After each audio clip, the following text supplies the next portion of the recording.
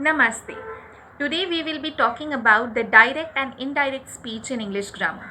Let's begin. So basically there are two different ways of reporting the words of the speaker.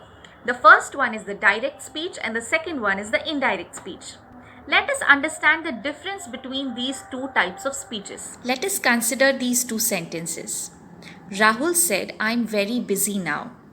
Rahul said that he was very busy then. These two sentences are the perfect examples of direct speech and indirect speech. The first one is, of course, the direct speech. Direct speech repeats or quotes the exact words spoken by the speaker.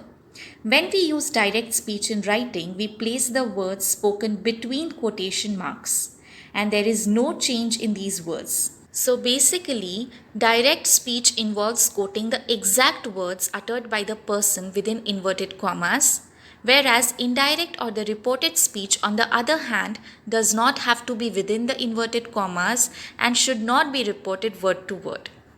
Now, while changing a statement from direct into indirect speech, we need to follow certain rules. Before we understand the rules, let's understand some basic concepts of direct and indirect speech. Rahul said, I am very busy now. In this example of direct speech, Rahul is a speaker, said is a reporting or principal verb, and the words that are in the quotation marks are the exact words uttered by the speaker, that is Rahul. Whereas in the indirect sentence, Rahul said that he was very busy then, we have to make certain changes to make it a reporting speech. Let's take a look at these rules. Rule number 1. When the reporting or the principal verb is in the past tense, all the present tenses of the direct speech, that is, all the present tenses in the quotation marks, are changed into the corresponding past tenses. For example, a simple present will become a simple past. If in the direct speech it is said, he said I am unwell, then in the indirect speech it will become, he said that he was unwell. A present continuous will become a past continuous. Direct, he said, my master is writing letters. Indirect, he said that his master was writing letters. A present perfect becomes a past perfect. He said, I have passed the examination. He said that he had passed the examination. Well, it is simple if the reported speech is in the present tense because it will be changed into past tense while reporting it in indirect speech. But what if the reported speech is in the past tense? Then what will it be? Well, if the reported speech is in the past tense, then while reporting it in indirect speech, it will be past perfect. For example, Hina said, I took books. Hina said that she had taken books.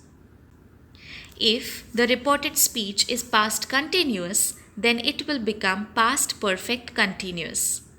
They said we were living in Paris. They said that they had been living in Paris. Next rule is about the future tense. If the reported speech is in the future tense, then the shall of the future tense will become should and will become would or should. For example, Nisha said she will be watering the plants. Nisha said that she would be watering the plants. Raj said, I will go to Canada. Raj said that he would go to Canada. In all the earlier examples, we have noticed that the reporting verb or the principal verb was constantly in the past tense. But what if the reporting or the principal verb is in the present tense? Then in that case, the direct speech does not change the tense. For example, he says, I am unwell. While reporting it in indirect speech, it will become, he says he is unwell. No changes in the tense. Another example, he says, I have passed the examination. In the reporting speech, he says he has passed the examination. Still no changes in the tense. In some cases, the reported statements are universal truths or factual truths. In such cases, we might keep the original tenses or change them according to how truthful the information is. For example, in the direct speech, I know her address, said Gopi. In indirect speech, we can say, Gopi said he knows or knew her address. The teacher said the earth goes round the sun. The teacher said the earth goes round the sun. In the first example, we may or may not change the tense according to the information that is provided by Gopi. But in the second example, we have to keep the tense as it is because it is a universal truth and it won't be changed. The pronouns go under significant changes while converting themselves from direct speech into indirect speech. The pronouns of the direct speech are changed when necessary so that their relationship with the reporter and the hearer are indicated profoundly rather than the original speaker. Observe the following examples. He said to me, I don't believe you. He said he didn't believe me. She said to him, I don't believe you. She said she didn't believe him. In these two examples, the relation between he said to me and she said to him makes the whole change in the pronouns. While making the changes in the pronoun, you have to consider the relation in which the statements are being spoken to. Follow this table to simplify how the pronouns are changed from direct speech into indirect speech. The next rule is about the words expressing distance. Words expressing nearness in time or place are generally changed into words expressing distance. For example, this becomes that, here becomes there, now becomes then, today becomes that day, yesterday becomes the day before or the previous day, and so on. While reporting a question, the verbs such as asked and inquired are added in the indirect speech. For example, he asked me, what are you doing? He asked me what I was doing. Where do you live?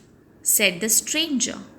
The stranger inquired where I lived. The policeman said to us, where are you going? The policeman inquired where we were going.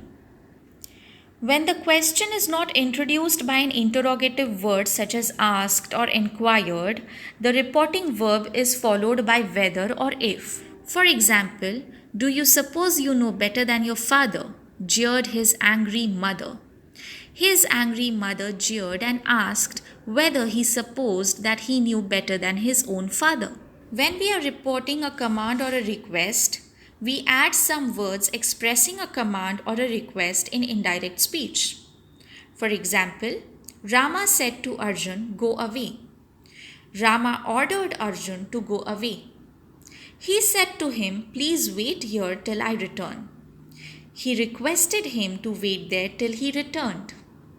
Call the first witness, said the judge. The judge commanded them to call the first witness. The last rule of changing a direct into indirect speech is about the exclamations and the wishes. In reporting exclamations and wishes, again we have to consider using the words that are exclamation or wish. For example, he said, alas, I am undone. He exclaimed sadly that he was undone. Alice said, how clever I am. Alice exclaimed that she was very clever. He said, bravo, you have done well. He applauded him, saying that he had done well. So, while reporting an exclamatory sentence, we have to use the words that are expressing what the feeling is in the direct speech. That's all about the direct and indirect speech. I hope that I have cleared all your doubts. Till then, thank you and all the best. And please do not forget to subscribe my channel and share this video as much as possible.